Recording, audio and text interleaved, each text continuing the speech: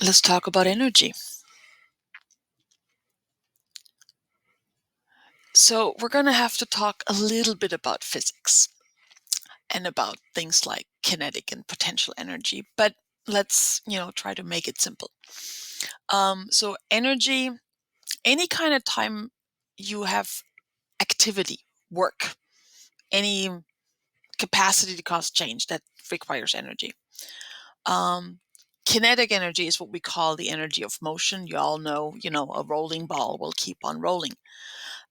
Potential energy is the kind of energy that's stored in a location. So a ball that's up on a hill has potential energy.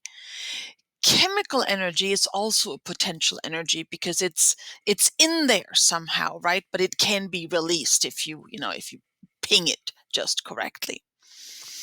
Now, one of the things I want you to remember as you're talking about energy is that energy can change form, but we can neither create it nor destroy it.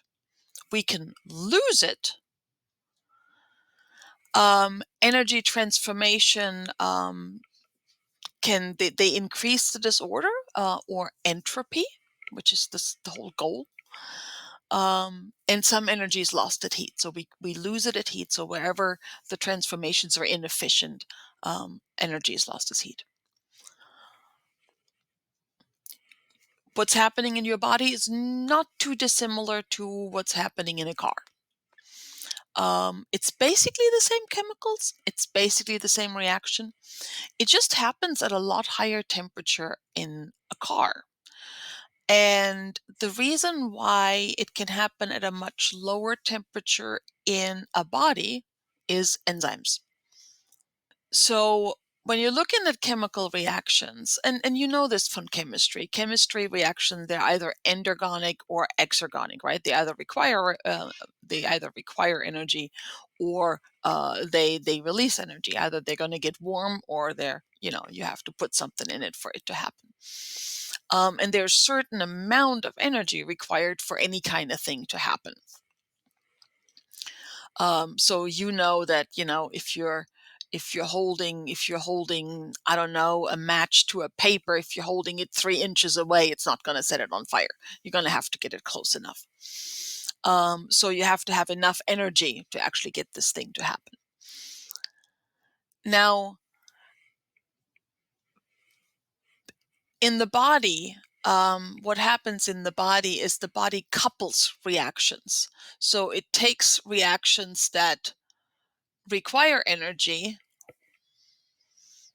and reactions that release energy and couples them together.